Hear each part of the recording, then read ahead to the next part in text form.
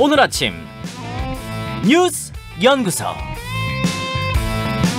오늘 아침 뉴스의 맥을 짚어드리는 시간 뉴스 연구소. 오늘도 두 분의 연구위원 나오셨어요. CBS 김정훈 기자, 뉴스톱 김준일 대표, 어서 오십시오. 네, 안녕하세요. 예, 오늘 첫 번째 우리가 연구할 뉴스 뭔가요? 네, 어제 끝난 국회 본회의 공수처법 개정안에 맞서서 야당이 필리버스터로 맞서려고 했지만 소수 야당의 현실을 그대로 보여주는 채로 끝나버렸습니다. 네. 국민의힘 김기현 의원은 밤 9시쯤 공수처법 개정안이 상정되자 필리버스터 무제한 토론에 주자로 나섰는데요. 네. 그러나 필리버스터는 해당 회기를 넘길 수 없다는 국회법에 따라서 자정에 맞춰서 그 정기국회에 함께 그냥 끝나게 된 겁니다. 정기국회도 끝나고 동시에 필리버스터도 끝나고. 네. 새로 시작되는 임시국회 본회의가 오늘 열리면은 네네. 이제 공수처법은 표결 절차로 이어지게 되는데요.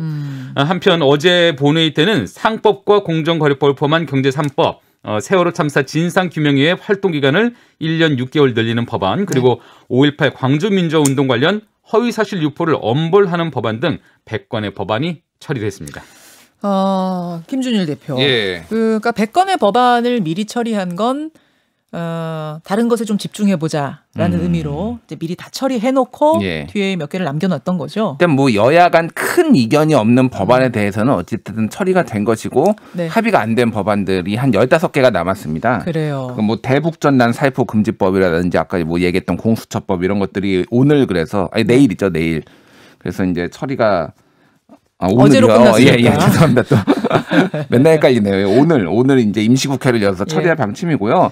사실 이제 필리버스터를 했는데 이게 뭐 아까 전에 김종국 기자가 얘기했지만은 뭐 크게 이걸로 뭐 저지를 할 수 있다 이런 거를 야당도 생각하지 않았고, 근데 할 수 있는 거는 최선을 다한다라는 생각을 해서 이제 어제 3시간 정도 하고 오늘 이제 못하면 공수처에 대해서는 못 하는데 네. 지금 다른 법안에 대해서 또 무제한 토론을 신청해 놨어요. 그럼 이렇게 되는 거죠.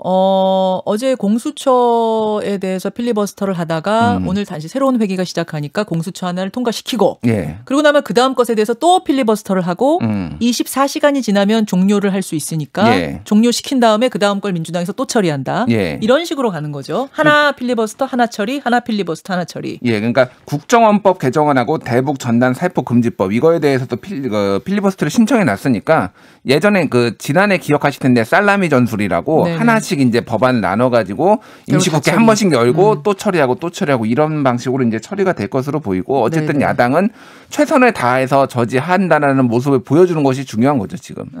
그런 식으로 전개가 됐어요.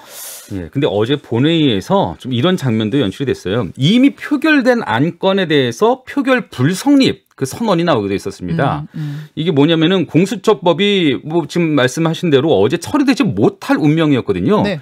근데 그와 관련한 부수 법안들이 먼저 올라와 버린 거예요. 그 표결 대상으로. 그러니까 의원들이 그냥 우왕좌왕하다가 그냥 표결까지 해버렸는데, 야 이거 알고 보니 부수 법안이다. 그런 일이 어떻게 벌어졌어요? 그래서 그냥 표결 없던 것으로 하자 이렇게 네. 여야가 정리를 했습니다. 이게 무슨 말이냐면 어제 처리된 법안이 100개예요. 이 100개의 법안들을 국회의원들이 다 그 내용들을 알고 처리를 했을까요? 그렇게 의심이 드네요, 진짜. 그렇습니다. 그렇지가 않습니다. 이게 거대 정당 같은 경우에는 당이 마련해준 설명 그 자료들 보면서 그냥 OX 표기가 되는 그에 따라서 하는 거고요. 또 소수 정당 같은 경우에는 어떤 법안인지 제대로 설명조차 들을 수가 없습니다. 그 100개의 법안들을 들고. 뭐 제 생각은 지금 뭐 독주하는 여당 그리고 무력한 야당 이 사회에서 국회 자체가 좀 토론 자체가 많이 상실된 게 아닌가 아쉬움이 크네요. 그래요. 어제 이제 그렇게 해서 자정의 필리버스터가 끝났고 뭐 큰 사건이었죠. 근데 민주당 김남국 의원이 어제 구설에 오른 거는 뭐 무슨 일이었던 거예요? 예, 지난 8일에 이제 국회 법제사법위원회에서 낙태죄 폐지에 대한 공청회가 열렸어요. 낙태죄요. 예. 예, 그래서 이제 김남국 의원이 질의를 한 것이 논란이 됐는데요. 낙태죄 폐지와 관련해서 20대, 30대 남성들의 의견을 수렴했느냐라고 이제 주최 측에 이제 물어본 거예요. 남성들의 인식은 예, 어떤가요? 이렇게 물어본 거죠. 낙태죄 폐지 20대, 30대 남성들은 그러니까 뭐 김정혜 여성정책연구원 부연구위원은 네. 다 동의하는 것으로 안다라고 했는데 이에 대해서 정의당에서 이제 논평을 낸 거예요. 조혜민 정의당 대변인이 뭐 말들을 일삼고 여성들의 삶을 짓밟았던 공청회에서의 망언들을 굳이 다시 언급하진 않겠다라고 하면서 김 의원은 비판을 했는데 그러니까 여성의 몸에 대한 자주권을 얘기하는 낙태죄 폐지를 논하는 자리에서 남성의 인식을 이야기한 것에 대해서 논평을 한 거군요. 예, 그러니까 남성의 의견을 물어봤느냐, 그게 정말로 주류의 시각이냐 이런 식으로 약간 공격적이었어요. 그러니까 김남국 의원이 그거에 대해서. 그러니까 이제 김남국 의원은 페이스북에서 본인의 자신의 의도를 왜곡해서 논평을 했다라고 하고 또 전화를 해가지고 정의당에 앞으로 정의당 안 도와주겠다. 중대재해처벌법, 기업처벌법 이런 것들 안 도와주겠다. 이런 협박성 발언을 했다라는 게 정의당 측의 주장이에요, 지금. 이에 대해서 김남국 의원은 오히려 내가 피해자인데 그래서 유감 표명하려고 전화한 건데 그거를 갑질이라고 하면 어떡하느냐 이렇게 지금 붙은 거군요. 예. 근데 이제 뭐 그런 건 있습니다. 그러니까 그 김남국 의원의 발언이 당사자성을 무시한 좀 질이라는 거예요. 예를 들면은 군복무 폐지, 군복무 축소를 논의하는데 여성들 20대 30대 여성들 의견 물어봤습니까? 그 사람들이 동의하는 거 확인했어요? 이렇게 물어보는 거랑 똑같다는 당사자성이 중요한데 거기에서 왜 그렇게 따지면 50대 60대 부모들 의견도 물어보고 할아버지 할머니 의견도 다 물어봐야죠. 그러니까 이건 좀 엉뚱한 질문이었다. 이런 평가들이 좀 많이 있습니다. 아무튼 이것 때문에 지금 정의당하고 김남국 의원 사이에 약간 전선이 형성되는 듯한 또 그런 일도 있었어요. 그래요. 덧붙이실 얘기 없으면 두 번째 뉴스로 가죠. 네. 정세균 국무총리가 식당을 냈습니다. 식당이요? 네. 근데 이 진짜 식당은 아니고요.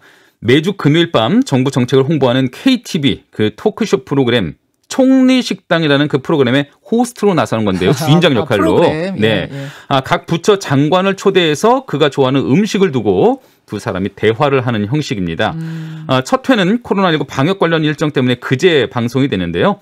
정 총리가 초대한 첫 번째 손님은 강경화 외교부 장관이더라고요. 네. 정 총리는 강경화 장관이 좋아한다는 김밥과 떡볶이를 대접하면서 강 장관의 방미 성과에 대해서 이야기를 나눴습니다. 정세균 총리는 지난달부터 지하철 2호선에서 식사 문화 개선 캠페인 그 목소리 추전도 하고 있거든요. 네. 그 대중 친화적인 그의 행보에 지금 관심이 좀 모아지고 있습니다. 갑자기 이제 뭐 프로그램 맡은 거를 왜 소개하느냐 이런 분도 계실지 모르겠습니다만 우리가 주목하는 건 광폭 행보예요. 예. 일단 최근에 상당히 이게 언론 보도에 좀 덜 나고 있는데 굉장히 많은 행보들이 있었어요. 일단은 특보와 자문위원을 지난달 이번 달에 18명이나 지명을 했어요. 그래가지고 보건, 의료, 뭐 국민소통, 디지털 경제, 부동산 이러고 해서 이거 사실상 대선 캠프다. 그런 얘기들이 지금 나오고 있고요. 그리고 또 이제 언론 보도에 따르면은 최근 서울 지하철 2호선 지하철역 구내 방송에 네. 원래 안내 방송을 레드벨벳 가수 레드벨벳 멤버들이 하던 거가 지금 정세균 총리 목소리가 나온다고 합니다. 라드벨벳 아니고 레드벨벳. 예, 레드벨벳이죠. 죄송합니다. 이 발음이 마스크를 끼셔서. 예. 그래서 이게 혹에서는 혹시 뭐 서울시장을 염두에 둔 이런 거 아니냐? 뭐 이런 얘기도 나오고 있어요.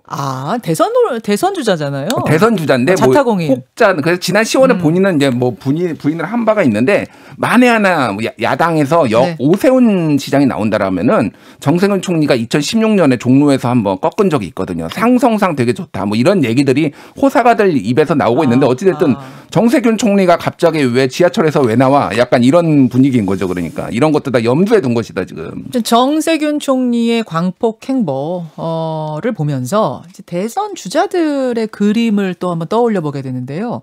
어제 한길리서치와 리얼미터 두 군데 여론조사에서 다 윤석열 총장이 1위를 했어요.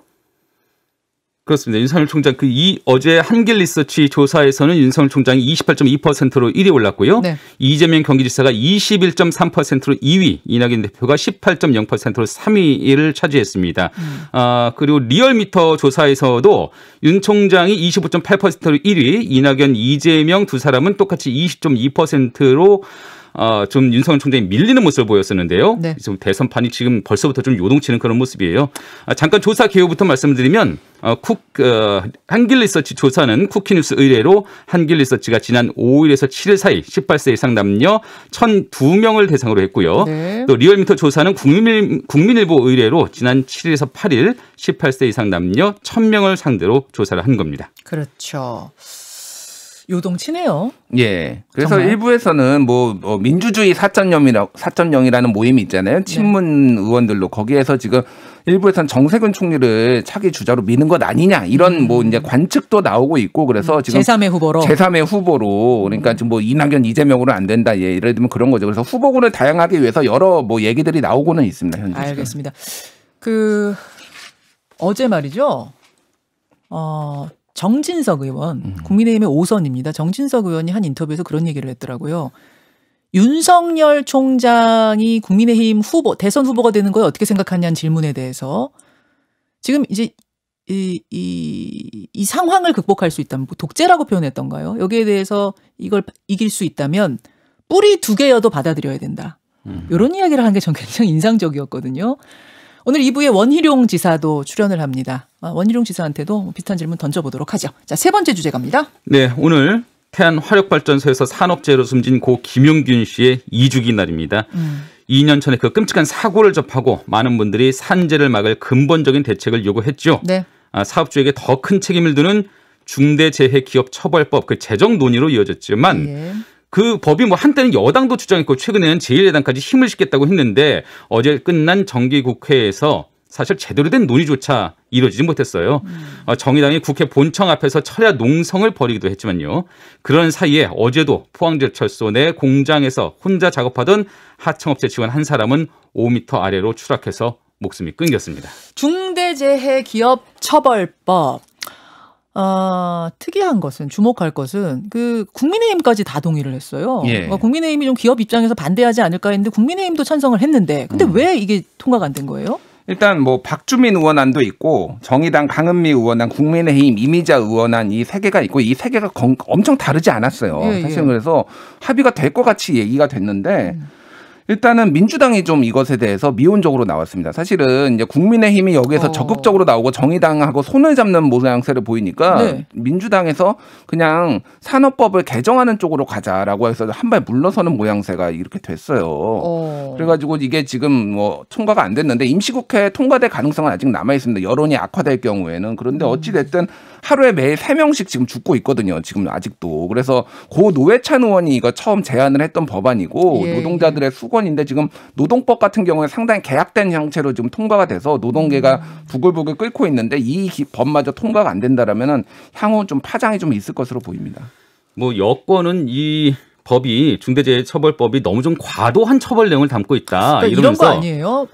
지금은 김용균 씨 같은 경우는 하청업체 직원이 소속 직원이었잖아요. 그런 이제 원청에게는 아무 책임이 없어요. 그렇죠. 지금 상황에서는 이제 그 원청에게도 책임을 묻는다. 이런 게 실질적인 골자인 거죠. 책임자에게 책임을 묻겠다는 것이죠. 예. 그래서 여권은 이게 좀 과도하니까 산업안전보건법 그 개정에 힘을 싣겠다. 차라리 그 방향으로 좀 논의를 해보자. 이렇게 좀 말을 하고 있습니다. 이게 재계의 움직임이기도 하고요. 그런데 앞서서 민주당 이낙연 대표는 분명히 산업재해를 막는 시작은 중대재해처벌법이다. 이렇게 분명히 말을 한 적이 있었거든요. 뭐 이게 좀 이후의 논의를 살펴보면은 이러저러게 좀 좀 바꿔야 될, 고쳐야 될 그런 부분이 있다면 지금이라도 여야가 머리를 맞대고 씨름을 하면 될 일이에요. 그런데 지금 국회에서 이 문제를 가지고 국회에서 논의한 게 불과 15분 정도밖에 안 됩니다. 15분이요? 15분 정도밖에 안 됩니다. 그러니까 이 중대재해처벌법 관련해서는 여야가 제대로 된 논의도 못했다는 거예요. 뭐 검찰 개혁 관련해서 좀 어마어마한 논의가 있지 않습니까? 공수처법도 그렇고 네. 그 열정의 100분의 1이라도 한번 좀 여기에 쏟아보라는 그런 여론의 지적이 나오는 거죠. 여기까지 오늘의 뉴스연구소 두 분 수고하셨습니다. 감사합니다. 김현정의 뉴스쇼는 청취자 여러분의 참여로 이루어집니다. 트위터, 페이스북, 레인보우 게시판, 그리고 단문 50원, 장문 100원의 유료 문자 샵 1212, 우물정 1212 통해 참여하실 수 있습니다. 김현정의 뉴스쇼, 여러분과 함께 만듭니다.